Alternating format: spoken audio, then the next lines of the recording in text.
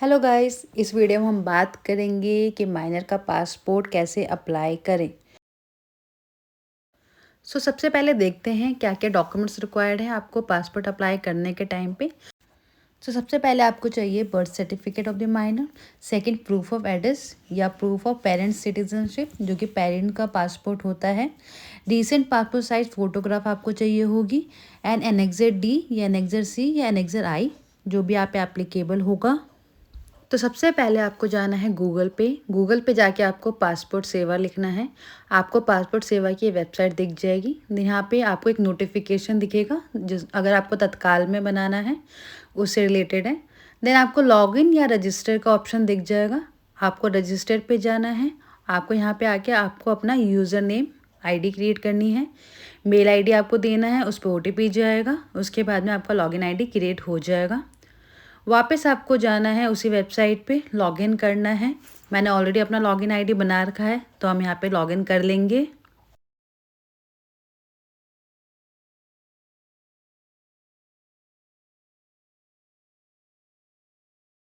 अब यहाँ पे सर्विसेज में आपको ऑप्शन दिख जाएगा। सबसे फर्स्ट ऑप्शन पे आपको जाना है फ्रेश पासपोर्ट अप्लाई। यहाँ पे आके अगर आपके पास ऑलरेडी पासपोर्ट है तो उसका यहाँ पे आपको डिटेल्स डालनी है। हम स्किप कर देंगे बिकॉज हम फ्रेश अप्लाई कर रहे हैं। यहाँ पे पासपोर्ट ऑफिस हमारा स्टेट दिल्ली है तो दिल्ली आ चुका है। अब यहाँ पे आपको 9 टैब दिख जाएंगे। आपको एक एक करके सारे टैब्स फिल करने हैं। तो सबसे पहले आपका जो टैब आएगा दैट इज़ पासपोर्ट टाइप। आपको कैसा पासपोर्ट चाहिए, अप्लाइंग फॉर फ्रेश पासपोर्ट या रीइश्यू पासपोर्ट। सेकेंड ऑप्शन आपको नॉर्मल चाहिए, तत्काल में चाहिए। एंड थर्ड ऑप्शन आपको पासपोर्ट कितने पेजेस का चाहिए, 36 या 60 पेजेस का। अब आपको सेकंड टैब खुल जाएगा एप्लीकेंट डिटेल्स में। आपको फर्स्ट नेम डालना है एंड सरनेम। देन आपको जेंडर सेलेक्ट कर लेना है। थर्ड कि आपको किसी और नाम से भी जाना जाता था तो उसकी डिटेल्स देनी है। Have you ever change your name, कभी आपने अगर नेम चेंज किया हो तो उसकी डिटेल्स आएगी। यहाँ पे आपको डेट ऑफ बर्थ सेलेक्ट करना है। आपको अपना प्लेस ऑफ बर्थ सेलेक्ट कर लेना है। देन नेक्स्ट है मैरिटल स्टेटस। हम यहाँ पे माइनर का कर रहे हैं इसलिए हम यहाँ पे सिंगल डालेंगे। देन नेक्स्ट है is your place of birth out of India, अगर इंडिया से बाहर का प्लेस ऑफ बर्थ है तो उसकी डिटेल जाएगी। हमारे केस में नो था। नेक्स्ट है सिटीजनशिप ऑफ इंडिया बाय। तो यहाँ पे आपको डिटेल्स डालनी है कि बाय बर्थ आपकी सिटीजनशिप ऑफ इंडिया है। नेक्स्ट अगर आपके पास पैन अवेलेबल है या वोटर आई डी अवेलेबल है तो उसकी डिटेल्स डालनी है। एम्प्लॉयमेंट टाइप्स में आपको सेलेक्ट कर लेना है नॉट एम्प्लॉयड क्योंकि हम माइनर का कर रहे हैं।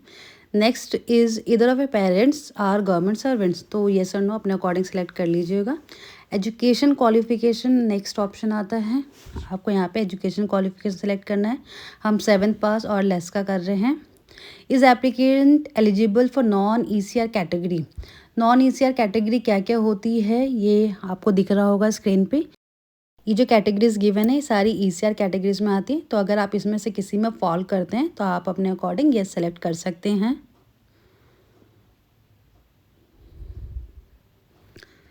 नेक्स्ट अगर कोई भी विजिबल मार्क है आपकी बॉडी पे तो उसकी डिटेल्स यहाँ पे देनी है। फिर अगर आपके पास आधार नंबर है तो उसकी डिटेल्स जाएगी। अगर आपके पास आधार नंबर नहीं है तो यहाँ पे नो कर दीजिएगा। देन सेव एंड नेक्स्ट रख के नेक्स्ट स्टेप पे चले जाइएगा। अब नेक्स्ट स्टेप पे आपके पास आपका रेफरेंस नंबर भी जनरेट हो गया होगा, वो आपको आपके स्क्रीन पे दिख रहा होगा। यहाँ पे आपको फैमिली की डिटेल्स देनी है। फैमिली की डिटेल्स में फादर और मदर या और जो गार्जियन है उनकी डिटेल्स जाती है। तो फर्स्ट फादर का नेम या गार्जियन का नेम, उनका सरनेम। सेकंड मदर्स का नेम एंड उनका सरनेम। थर्ड अगर लीगल गार्जियन है तो उनकी डिटेल्स जाएगी। सिंस एप्लीकेंट इज़ माइनर तो आपको यहाँ पे डिटेल्स डालनी होगी पासपोर्ट नंबर की। या तो आपको फादर के पासपोर्ट नंबर डालना होगा या मदर का पासपोर्ट डालना होगा। इट मीन्स दोनों में से किसी ना किसी के पास में पासपोर्ट होना बहुत ही ज़रूरी है, आप तभी अप्लाई कर पाएंगे। डिटेल्स डालने के बाद सेव एंड नेक्स्ट क्लिक कर दीजिएगा। उसके बाद आप पहुँच जाएंगे सीधा टैब नंबर 4 पे, एड्रेस की डिटेल्स। यहाँ पे आपको एड्रेस की डिटेल्स डालनी है। इज़ और present address out of India, तो उसकी डिटेल्स आप अपने अकॉर्डिंग डाल दीजिएगा सारा। यहाँ पे फिर आपको mobile number and telephone number डालना होगा। मेल आईडी आपको डालनी होगी। एंड लास्ट में ये आपका परमानेंट एड्रेस है या नहीं उसकी डिटेल्स डाल के आपको सेव एंड नेक्स्ट करके नेक्स्ट स्टेप पे चले जाना है। नेक्स्ट स्टेप पे आपको इमरजेंसी कॉन्टैक्ट की डिटेल्स देनी होगी। नेक्स्ट स्टेप पे आपको प्रीवियस पासपोर्ट की डिटेल्स देनी है। First is have you ever hold any identity certificate, basically Tibetan और अदर स्टेटलेस पीपल पे एप्लीकेबल होता है। Next is details of previous और करंट डिप्लोमेटिक पासपोर्ट, अगर आपके पास है तो उसकी डिटेल्स जाएगी। Next is have you ever applied for passport but not issued. Save and next का बटन क्लिक करके आप नेक्स्ट टैब पे चले जाएंगे। अदर डिटेल्स, टैब नंबर 7, यहाँ पे आपको बहुत सारी डिटेल्स देनी है।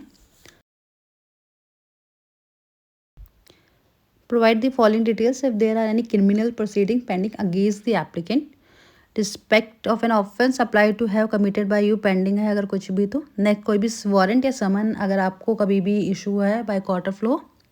Next is has a warrant for your arrest has been issued by court, arrest warrant अगर आप पे कभी इशू हुआ है तो। Has an order prohibiting your departure from India has been made by court. Next is provide the following details with applicant has been convicted by a court in India, उसकी details यहाँ पे आपको नीचे दे देनी है। हम पे सिर्फ नो एप्लीकेबल था तो हमने नो पे टिक करके सेव एंड नेक्स्ट करके हम नेक्स्ट स्टेप पे चले जाएंगे।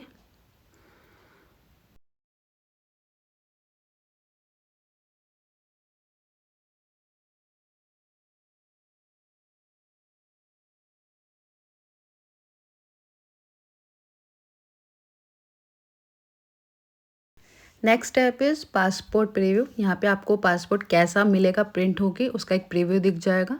यहाँ पे आपकी सारी डिटेल्स आ जाएंगी, basic name, address, parents name etcetera. यहाँ पे आपको एग्री करके सेव एंड नेक्स्ट पे क्लिक कर देना है।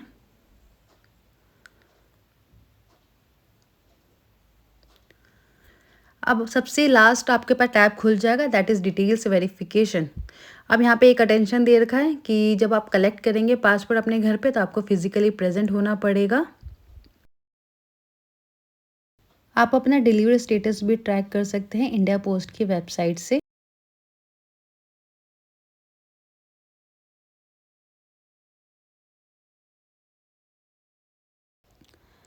नेक्स्ट है आपको जो जो डॉक्यूमेंट्स अपलोड करने हैं यहाँ पे आपको सेलेक्ट करना होगा। जैसे कि प्रूफ ऑफ बर्थ में आप अपने अकॉर्डिंग डॉक्यूमेंट दे सकते हैं ड्रॉप डाउन करके। हम यहाँ पे बर्थ सर्टिफिकेट लगाएंगे तो हम बर्थ सर्टिफिकेट सेलेक्ट कर लेंगे। नेक्स्ट है proof of present residential address, यहाँ पे आपको रेजिडेंशियल एड्रेस का ऑप्शन चूज़ करना होगा जो कि होगा पेरेंट्स का पासपोर्ट की कॉपी। अब यहाँ आपको आपके एनेक्सर्स सेलेक्ट करने होंगे। बेसिकली 3 तरीके के एनेक्सर्स होते हैं, annexure C, annexure D, annexure आई। आपको अपने अकॉर्डिंग देखना होगा कि आप पे कौन सा एनेक्सर एप्लीकेबल होगा। तो सबसे पहले हम देखेंगे एनेक्सर सी।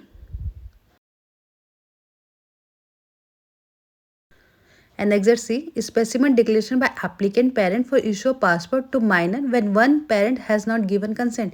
अगर दोनों पेरेंट में से किसी एक ने कंसेंट नहीं दी है तो आप पे एनेक्सर सी एप्लीकेबल हो जाएगा। Next is annexure D, specimen declaration by applicant parents और guardian for issue of passport to minor. अगर दोनों पेरेंट्स ने अपना कंसेंट दिया है तो एनेक्सर डी लगेगा। Next is annexure I, declaration by applicant genetic parents for issue of passport to the child born through surrogacy. अगर सरोगेसी के थ्रू बेबी बॉर्न हुआ है तो आप पे एनेक्सर आई एप्लीकेबल हो जाएगा। सो ये तीनों एनेक्सर्स हैं, आप अपने अकॉर्डिंग अपना एनेक्सर चूज़ कर लीजिएगा। फिर यहाँ पे सेलेक्ट करके यहाँ पे आपको एग्री कर लेना है। प्लेस एंड डेट अपने आप उठा लेगा। उसके बाद यहाँ पे आपको एक बार प्रीव्यू कर लेना है, देन सेव करके फिर आपको यहाँ पे सबमिट कर देना है। सबमिट हो जाने के बाद में यह आपको पेमेंट के लिए लेके जाएगा। वंस अगर आपने पेमेंट कर दी है तो उसके बाद में आपको आपकी अपॉइंटमेंट की डेट सेलेक्ट करनी होगी एंड प्लेस सेलेक्ट करना होगा। सारी पेमेंट करने के बाद अपॉइंटमेंट सेलेक्ट करने के बाद में ये आपके पास ऑनलाइन एप्लीकेशन रिसिप्ट ओपन हो जाएगा जिसमें सारी डिटेल्स गिवन होंगी। और इसकी फ़ीस जो हमने पे की थी बेसिकली 900 पे की थी, वैसे ये फ़ीस इसकी 1000 होती है बट माइनर के केस में आपको 100 रुपये का डिस्काउंट मिलता है। सो हमने 900 पे किया था।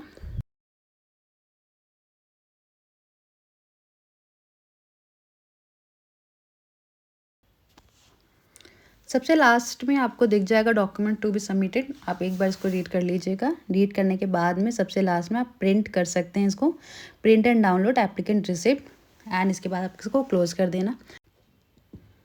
अब आपको स्क्रीन पे दिख रहा होगा कि सबमिटेड एप्लीकेशन, हमारा यहाँ पे जो स्टेटस है वो सक्सेस का स्टेटस आ चुका है। बस अब आपको आपके अपॉइंटमेंट की डेट पर उस प्लेस पे जाना है। वहाँ पे जाके आपका 15-20 मिनट में काम हो जाएगा, बिकॉज़ आपका बेबी माइनर है तो आपको प्रायोरिटी दी जाती है वहाँ पे। जब पासपोर्ट सेवा केंद्र पे आपका वेरिफिकेशन हो जाता है, सारे डॉक्यूमेंट सबमिट हो जाते हैं, देन उसके बाद में एक ऑफिशियल जो 3-4 दिन के अंदर आपके घर पे आएंगे वेरिफिकेशन के लिए।